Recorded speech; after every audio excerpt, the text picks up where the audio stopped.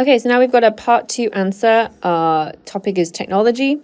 So it's to describe a piece of technology, not computer related, that you like to use. Kind of a tricky topic, but it could be anything. Could be your Apple Watch, could be your Fitbit, could be your coffee machine.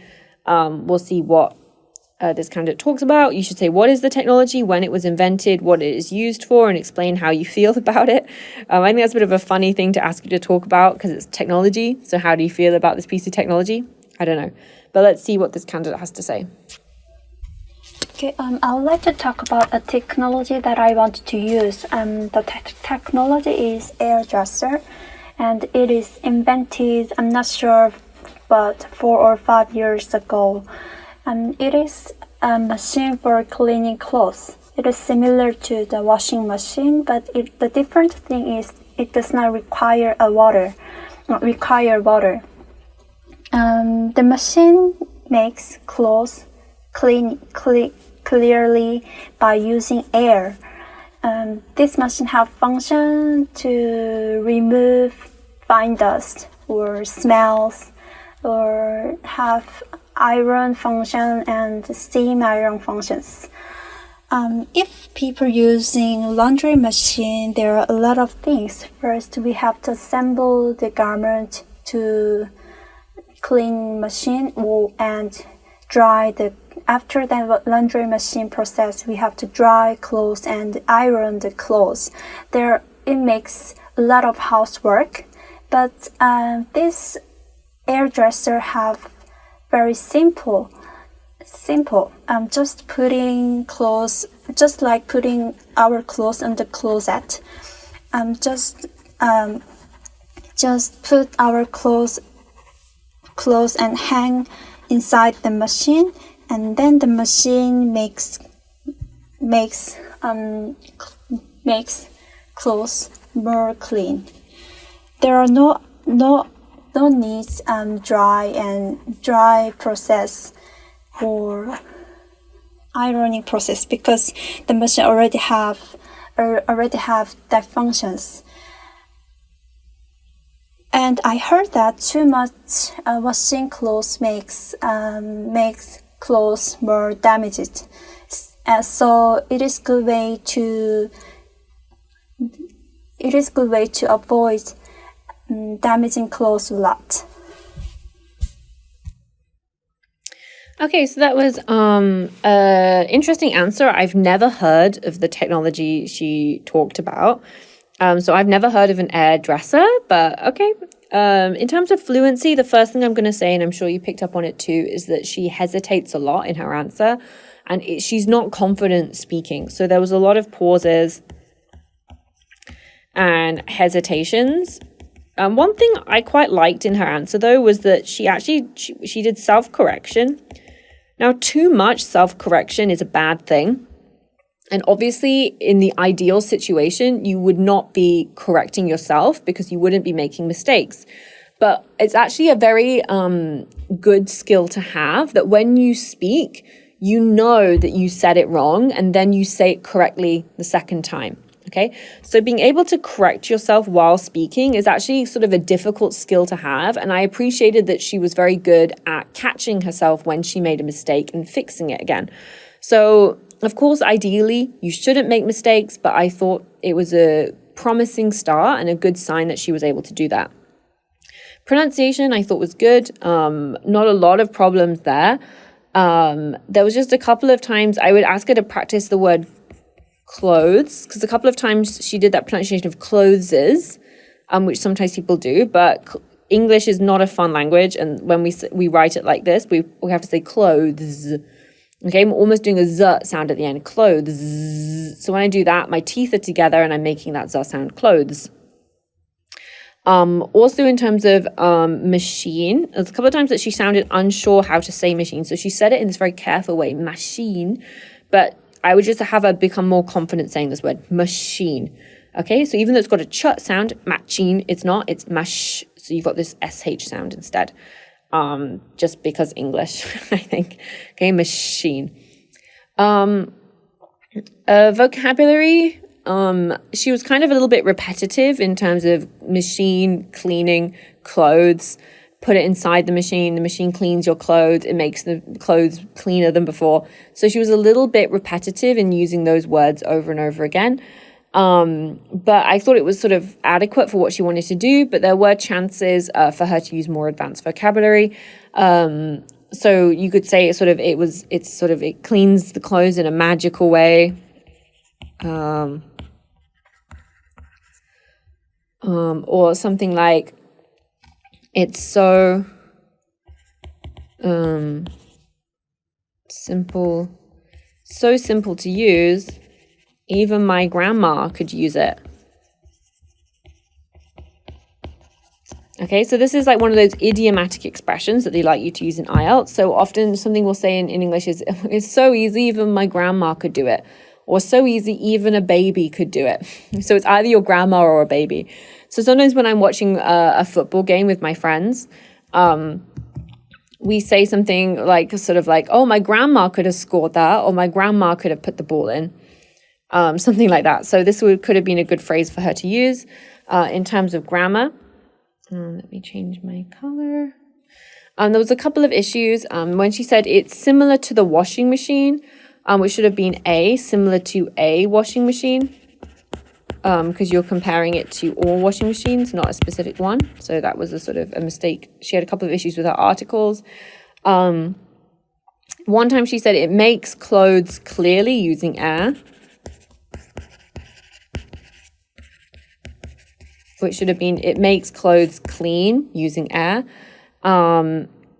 And then she talks about it makes clothes more clean, okay, which should have been it makes clothes cleaner. Okay, so overall a reasonably solid answer, a couple of mistakes, and I really would like her to have seen her using more advanced vocabulary and grammar and speaking with a little bit more confidence. But let's see what her answer is to question 2. Yes, I definitely agree about that. Technology deeply affect people's life because nowadays technologies are affected various things and it is strongly connected with our daily life. For example, when we go out to our company or school, if we don't bring our smartphone, there will be a lot of difficulties. Because there are a lot of functions related to our daily life, such as bank system or shopping or spending time for free time. So people feel a lot of difficulties if they don't have if they don't use these technologies. And regarding the method to teach older generation to use new technology is there are a lot of program and system government system to teach this technology to older people. For example,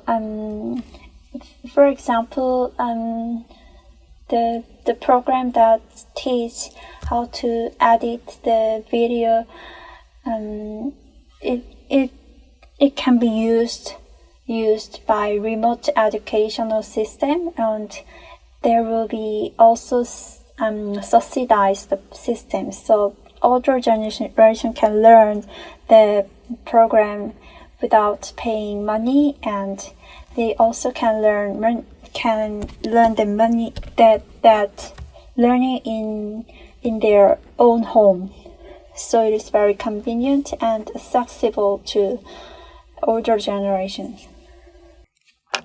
Okay, so quite a reasonably nice answer. It's sort of a difficult question. Does technology deeply affect people's lives? I mean, yes, I would think so.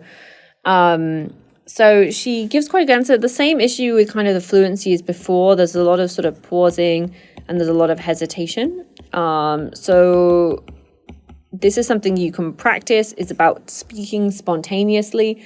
So the more topics and the more questions for IELTS you practice, the easier it's going to be for you to speak in the test because you already answered a couple of questions about technology or the environment or whatever. In terms of pronunciation, there was only one word that I wanted to pull her up on, which was when I think she said the systems are subsidized by the government. Okay, I think this is what she was trying to say, but her pronunciation, if it was slightly off. So if something's subsidized, it means the government pays some of the money to it. So it's cheaper for ordinary people. So in some countries, bus passes are subsidized for old people, or the TV license fee is subsidized for some people by the government. Okay, so subsidized. But her pronunciation of this word was slightly off, so I'd recommend she practices that one a bit more. In terms of vocabulary, again, it was adequate, but a little bit basic. So she talked about things like free time. It's very convenient. I liked her use of the word accessible. Okay, so it's very convenient and accessible for older people. There was one time where she said they can use it without paying the money. Okay, which is fine, but not really correct. And so it should have said they can use it for free. Should have been the correct phrasing. Okay, so without paying the money, I know what you mean, but the correct word of that is use it for free. There was one thing I wanted to pick up on grammar in terms of using plurals. So she says there are a lot of government system, but should have been there are a lot of government systems for teaching older people how to use technology. And she talked about, in her first answer, about spending time for free time. But it should have been people can spend a lot of their free time on it. She also said at one point, people feel a lot of difficulty.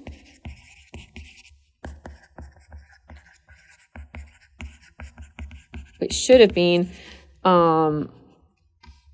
instead of people feel a lot of difficulty, people feel it is difficult.